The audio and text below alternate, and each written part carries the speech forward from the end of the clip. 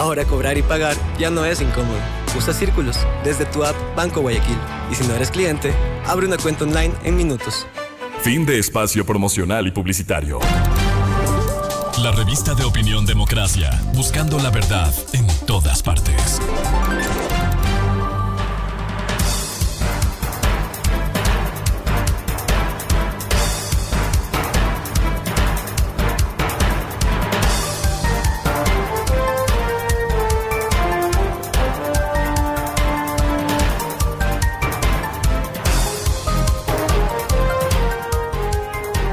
Con 42 minutos en el territorio continental ecuatoriano, buscando la verdad y abogando por la consecución de la paz y la seguridad en el Ecuador. Queremos saludar al doctor Esteban Santos, jurista, internacionalista y académico.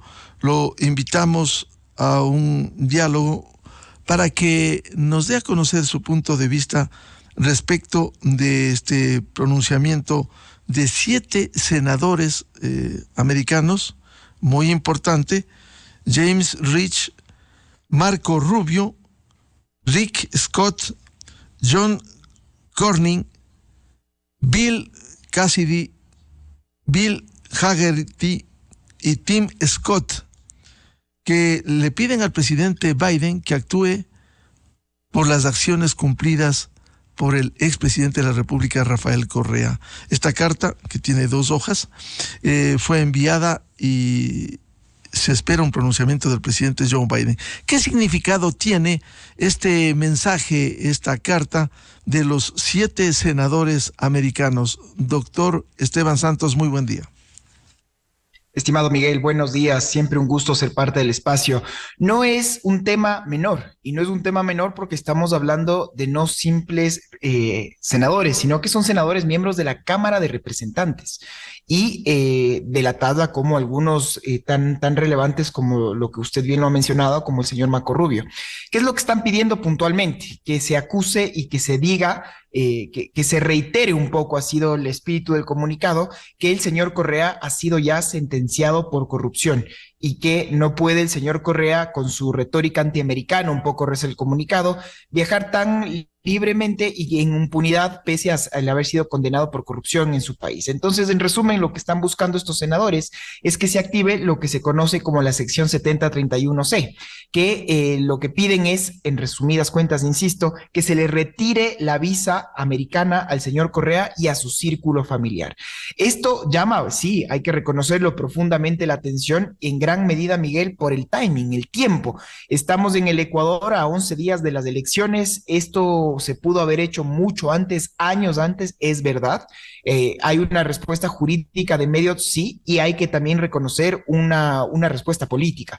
En todo caso, el presidente Biden todavía no ha respondido a este comunicado. Lo que sí queda claro es que los intentos de cooperación, de estrechar lazos de cooperación directa entre los ejecutivos norteamericanos y el ecuatoriano son evidentes. Más aún también llama la atención porque también se debe reconocer, Miguel, que estamos ante un gobierno saliente y que no es un gobierno particularmente popular. Entonces, es un tema hemisférico de relevancia. Yo solo recordaba hace muchos años cuando, por ejemplo, al expresidente Samper en Colombia se le aplicó esta sección 7031 por haberle acusado justamente de estos nexos directos con el narcotráfico.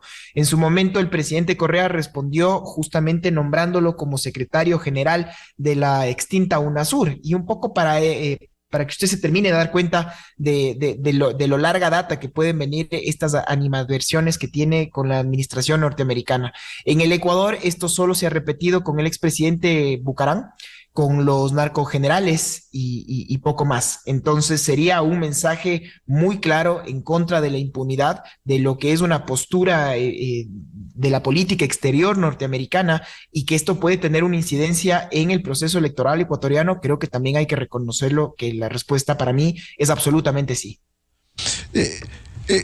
¿Cuál sería la incidencia de haber una aceptación, de haber un trámite a favor del presidente Joe Biden? ¿Cómo incidiría esto, doctor Esteban Santos? Pues Miguel, yo creo que en estos días hemos estado hablando del postdebate y de cómo no ha existido propiamente un postdebate por todas las críticas que se ha dado a este proceso, de cómo estuvo un poco apagado, de cómo las ideas, si bien pudieron debatirse en un nivel alto, creo yo, a comparación de lo que han sido otros debates en el pasado, no existió esa espontaneidad, no vimos un liderazgo y creo que muchos ecuatorianos nos quedamos con ese sinsabor de que nos pudo faltar un poco más.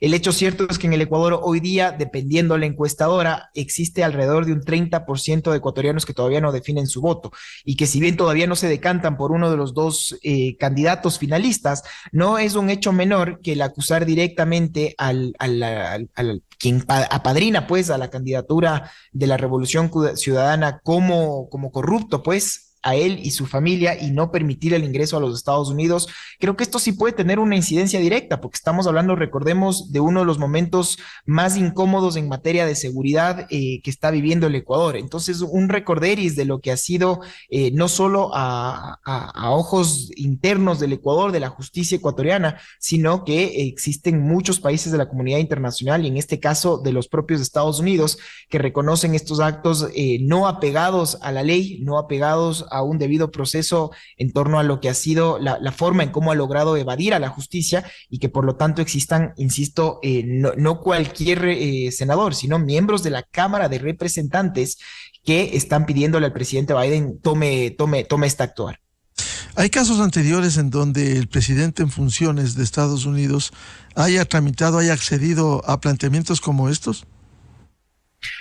A la señora Piedad Córdoba, por ejemplo, en Colombia se le retiró la visa en su momento, como le mencionaba a la familia Bucaram, bueno, no, el Bucaram ya no es presidente en funciones, o lo que fue el expresidente también colombiano Samper, y había toda una discusión porque él tenía todavía en su momento inmunidades y privilegios diplomáticos al haber sido el representante pues de la UNASUR, entonces tenía que igual ser considerado un ingreso a los Estados Unidos, no como una visa personal, sino por la calidad de representante de organismo internacional que él ostentaba. En este momento lo que estamos teniendo es y recordemos que los Estados Unidos está pasando también por su propio problema interno muy fuerte, el quedarse sin el representante, el speaker de la Cámara de Representantes en este momento, el señor Kevin McCarthy, y mientras hay estos serios indicios también ya de corrupción en contra del expresidente Trump, en fin, hay muchos temas de la agenda norteamericana que dirían, bueno, pues un tema hemisférico de un país pequeño como el Ecuador no debería ser parte de la palestra, pero vemos que es al revés. Y también me llama la atención, Miguel, el ver las aeriadas respuestas que ha dado el expresidente Correa en estos últimos días, un poco adelantándose a estos escenarios y tratando siempre de enmarcarse como una suerte de malo de la película. Insisto, a mí me llamaba esta atención de cómo él decía, nos van a culpar del tema Villavicencio, nos van a culpar de estos temas de corrupción y van a ver ahora lo que se fue a hacer el señor Lazo en los Estados Unidos. Por un lado diciendo que no pinta nada, que no tiene ningún tipo de representatividad, pero por otro lado acusándole de tener la suficiente influencia para que el gobierno norteamericano le escuche en un tema como estos. La verdad es que es un tema bipartidista que se intenta presentarlo así, la mayoría son senadores republicanos, pero el hecho cierto, le insisto, Miguel, es que si es que esto se llega a concretar, sería en gran medida inédito porque estaríamos nuevamente ante un gobierno extranjero amigo que termina de marcar una diferencia muy clara pues entre personas que han cometido actos reñidos con la justicia y que todavía logran sortear pues a la justicia de su propio país. En la práctica, doctor Santos, ¿cómo se aplicaría de ser acogida por el presidente americano este pedido de los 7 senadores? En la práctica, ¿cómo funcionaría? ¿Qué podría hacer? ¿Cómo incidiría esto? Bueno, es un repudio que hace el gobierno norteamericano y dentro de las facultades como país soberano, como cualquier otro, lo que están haciendo es insistir en el retiro de esta visa a él y su familia, que termina siendo un tema un poco hasta protocolario, pero lo que están diciendo es, usted no puede ingresar a suelo norteamericano por corrupción, usted no puede ingresar a suelo norteamericano por graves violaciones a los derechos humanos, como reza esa misiva, y lo que están mandando es una señal muy clara a que el Ecuador pueda pues atañirse a sus asuntos internos y que pueda resolver la justicia de su país, pueda hacerlo. Es para mí un mensaje muy claro. Hay que entender que el caso del expresidente Correa es muy bifurcado. Recordemos que él mantiene un refugio en este momento ante el Reino de Bélgica, que el Ecuador lo ha desconocido, y yo he insistido varias veces en esto, que así como el Ecuador era libre y soberano en su momento de otorgar un asilo diplomático, político, pues que se lo dio en su momento al señor Assange,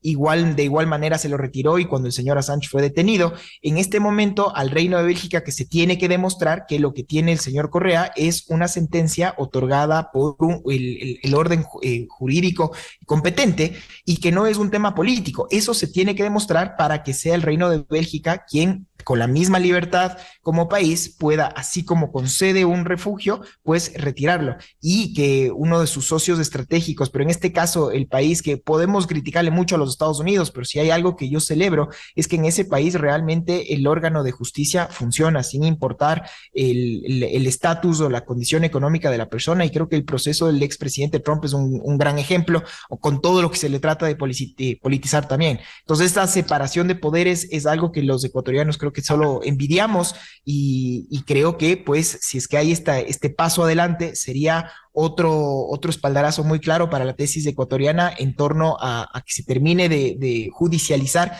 este caso que en este momento se ha quedado un poco en este purgatorio por todas las conjeturas internacionales que ha tenido el caso como tal.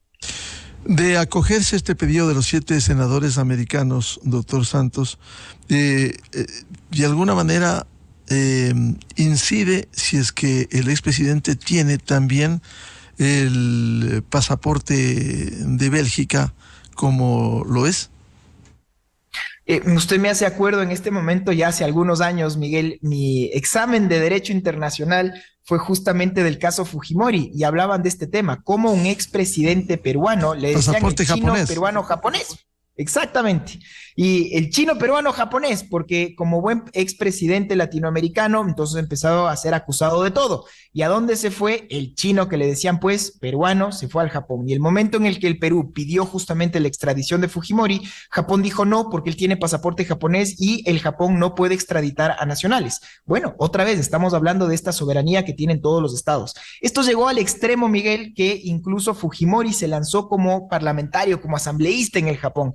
Hubiera sido increíble desde la óptica académica de estudio, pero claro, los japoneses no siguen tanto este populismo como los latinoamericanos y el señor perdió. Si hubiera ganado, hubiera tenido inmunidades nuevamente y eso hubiera sido todo otro caso. Pero el hecho es que perdió Fujimori, vivió varios años en el Japón y él sale con su pasaporte japonés y se fue a un foro en Chile. Entra como, comillas, japonés. Y los chilenos dijeron, así como los japoneses tienen esta libertad discrecional, nosotros también. Y en el derecho internacional existe lo que se conoce como puntos de conexión. Y los puntos de conexión para determinar una nacionalidad efectiva. En resumidas cuentas, donde hay más apegos para poder determinar esta nacionalidad. Y si uno fue el primer jefe, el primer mandatario, un jefe de Estado, pues está clarísimo que hay ecuatorianos y Correa o japoneses, como le decía, y el señor Fujimori. Y para acabar, pues ese paréntesis, Chile en ese momento lo detuvo y lo extraditó al Perú y como conocemos, pues Fujimori en este momento se encuentra sirviendo una pena por crímenes en contra de la humanidad, por crímenes de lesa humanidad. Claro, sentencia de 25 años, 25 años. Exactamente. Por todos los crímenes que fueron estas esterilizaciones, forzadas a mujeres indígenas, un tema realmente delicado que tuvo que lidiar el Perú. En este caso tenemos un ecuatoriano casado con extranjera que puede tener un tercer o segundo pasaporte, pero el hecho cierto es que, le repito, bajo este principio del derecho internacional de los puntos de conexión, para poder determinar una nacionalidad efectiva, es clarísimo que el señor Correa a todas luces es ecuatoriano. ¿Cuánto peso tiene un pedido de esta magnitud de estos senadores que dimos a conocer, de los 7 senadores, la mayoría republicanos, en el pedido al presidente Biden? ¿Cuánto peso puede tener? Yo estaba viendo en este momento cuentas y personajes afines al expresidente Correa y sacaban a la luz, claro que ellos lo presentaban como que se hubiera dado un pedido ayer igual de algunos senadores, pero en cambio demócratas que pedían justamente que se investigue al presidente Lazo y a su círculo por todo este tema, estos escándalos pues que hasta ahora están siendo investigados por parte de la justicia ecuatoriana. En ese caso es una ala de senadores demócratas que se les considera un poco radicales, se los dice allá, pero esto fue presentado en abril y la verdad es que no ha tenido ningún eco. Demostrar otra vez, como en una democracia pueden haber pedidos de los dos lados del espectro, pero el hecho cierto es que yo creo que esta es una propuesta, esto es un pedido que tiene un peso mayor, como le decía al inicio, porque estamos hablando de miembros de la Cámara de Representantes y de miembros de una talla de una relevancia importante.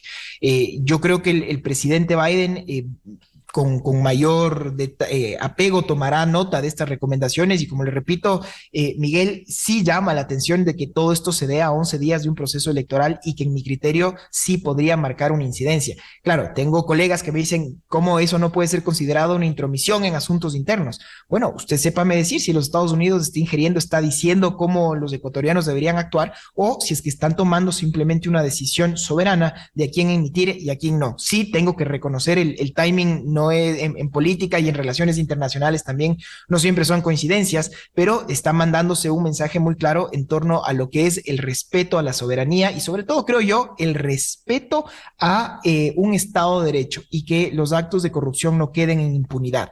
Eso para mí es el mensaje de fondo y si es que se llega a dar y si se llega a aplicar esta sección 7031C, como le mencionaba, sería un hito de relevancia y que el señor Correa pues tenga nuevamente un lugar en donde no pueda simplemente viajar libremente y pasaríamos pues a los lugares que comillas él considera seguro, que es hasta donde ahora ha ido, que básicamente Venezuela, Nicaragua, Cuba, países en donde México, Argentina.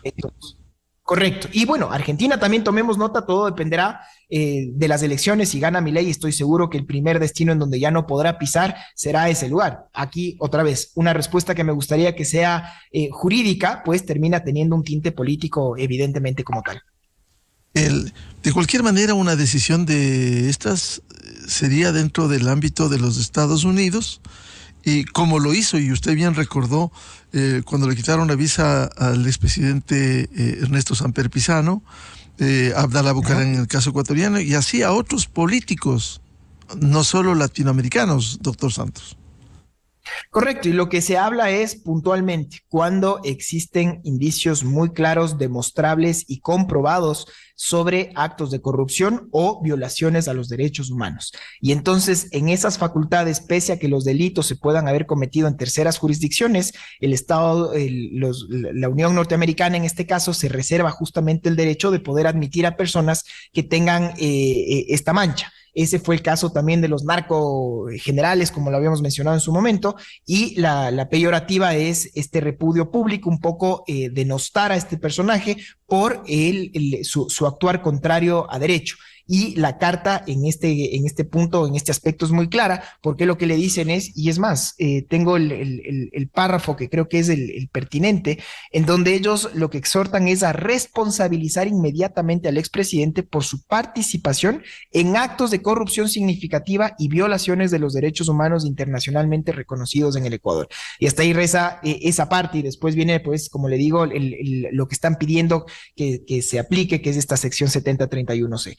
Entonces, la cancha en este momento está del lado del Ejecutivo. Como le repito, en los Estados Unidos también tienen en este momento un tema muy convulso interno con todo el tema de la primera vez en su historia como Estado que un speaker, que el representante sale de funciones pues por una moción de censura. Tienen muchos problemas internos, este tema de la ayuda a Ucrania, en fin, podemos poner en la agenda norteamericana un sinfín de temas y que el Ecuador y que el expresidente y justamente este repudio por un tema de corrupción salte a la luz, no deja de ser un tema menor. Y no deja de ser un tema menor porque estamos hablando de la primera potencia hegemónica y también, claramente decirlo, nuestro principal socio comercial. Esto puede tener una incidencia, le repito, Miguel, en mi criterio sí, sobre todo aquellos indecisos, y que sea un poco un recorderis de por qué es tan importante pues el personaje, la figura del expresidente y de su actuar como tal, y sobre todo que no se hable de un tema político solo interno del Ecuador, sino o cómo lo perciben justamente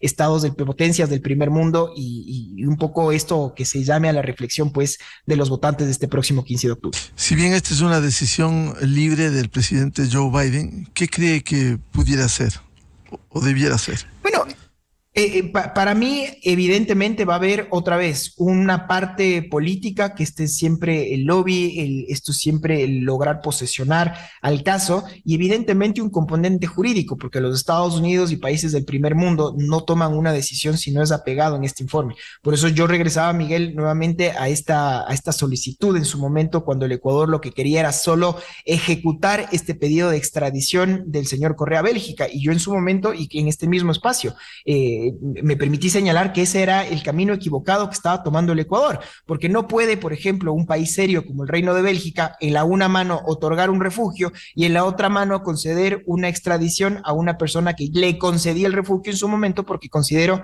que podía estar siendo perseguido en su país de origen. Entonces, eso era un sinsentido y que creo que el Ecuador siguió actuando a través del servicio exterior y creo que ese fue un error, por lo que para mí, lo primero que se tiene que hacer es demostrar una separabilidad de poderes, que demostrar que el Ecuador puede justamente manejar sus temas internos y que se demuestre que esta fue una sentencia apegada en derecho y no con un tinte político como tal. Y solo así, a la luz del derecho internacional, otra vez este principio de la buena fe que tiene que prevalecer en el concierto internacional y que los estados cumplen de buena fe sus obligaciones internacionales, recordar los compromisos adquiridos en esta materia e insistir en el principio. Uno no puede otorgar un asilo político o el refugio cuando estamos hablando de delincuencia común. Si bien los estados son absolutamente soberanos de otorgarlo o retirarlo a conveniencia al momento que quieran y sin que medie causa alguna, hay que recordar que el principio es que se excluyen de las convenciones internacionales cuando estamos hablando de delincuencia común, como este es el caso y así tiene que ser probada por parte de la tesis jurídica ecuatoriana, no política.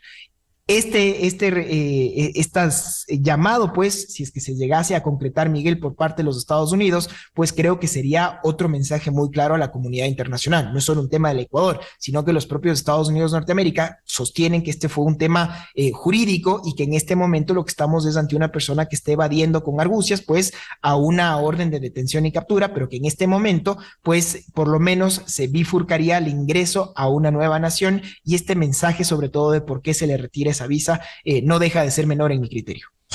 Más aún por lo que usted señala, doctor Santos, hubo un pronunciamiento en el juicio del caso Sobornos de 10 jueces nacionales, no uno, no 3, 10 jueces nacionales, entre ellos para registro histórico, incluso el actual presidente del Consejo Nacional de la Judicatura, doctor Vilman Terán. Él fue el último que notificó en el caso Sobornos. Por tanto, esto no fue una acción de 1 o de 3 jueces, sino de 10 jueces nacionales. Y mi querido Miguel, yo creo que aquí también tenemos que tomar nota los latinoamericanos de la importancia de esta separabilidad de poderes. Yo me temo mucho que si es que llega a ganar por ejemplo, en este caso la candidata González, y ojalá esté profundamente equivocado, pero ya lo han dicho, cuál va a ser su hoja de ruta, cómo empezarían nuevamente a venir estas personas, porque jurídicamente cuando una democracia no es sólida, sus instituciones no son tan sólidas, pues empieza a permearse. Para mí el mejor ejemplo siempre es lo que pasó en la Argentina con la señora Kirchner, ¿no? Cuando llegó Macri, la señora Kirchner tenía 13 procesos penales en su contra. Pierde Macri, llega Fernández, ella es la nueva vicepresidenta y ahora mágicamente absuelta de todos los casos. Y si llega Milei, nuevamente a activarse, y esto es algo que hay que reconocer en Latinoamérica como uno de los problemas más serios que tenemos, la injerencia directa que tiene el sector político en lo jurídico. Y eso ha sido yo creo que es una cruz con la que tenemos que cargar todos, y por eso la importancia de tener instituciones sólidas. Y como usted mencionaba, justamente próceres para mí no tan bien recordados en el ámbito judicial, creo que es importante el que empecemos a tener jueces probos, personas representantes probos para que la ciudadanía pueda tener un poco más de confianza en sus instituciones. Si es que nuevamente vemos que porque gana una determinada corriente política al poder, empiezan nuevamente resoluciones jurídicas actuar de determinada forma con un determinado sesgo, pues yo me lamentaré mucho porque las democracias no pueden florecer y no pueden caminar en esa medida. Ojalá, yo creo que en este momento, sin irnos muy lejos, la Corte Constitucional en este momento tan atípico que estamos viviendo los ecuatorianos, tiene un rol histórico, tiene un rol protagónico justamente para poder mantener este Estado de Derecho a la luz de todos estos personeros que por la falta de poder que existe en este momento en el Ecuador y de liderazgos, están tratando de hacer lo que sin más les da la gana. Entonces creo que el tener cortes probas y que el que demuestren en este momento, como usted lo decía en su preludio, Miguel, la importancia del tiempo, de que actúen ya conforme a derecho, es importantísimo para la historia del Ecuador. Yo espero y celebraré que sea así, o seremos los primeros en repudiar en los espacios en los que podamos cuando así se dé. Y vemos, en resumen, en el concierto internacional lo propio. Pueden haber simplemente afinidades políticas, estoy de acuerdo. El tiempo, esto es algo que hay que reconocerlo, el timing, como lo he dicho varias veces, pero no es menos cierto e importante que el mensaje que se está mandando en torno a un repudio por actos de corrupción y la censura que esta tiene que tener no solo en el Ecuador, sino en una comunidad internacional. Evidentemente, esto no sería un tema menor, y menos aún por parte de un país tan grande y tan serio en la separabilidad de poderes como son los Estados Unidos de Norteamérica.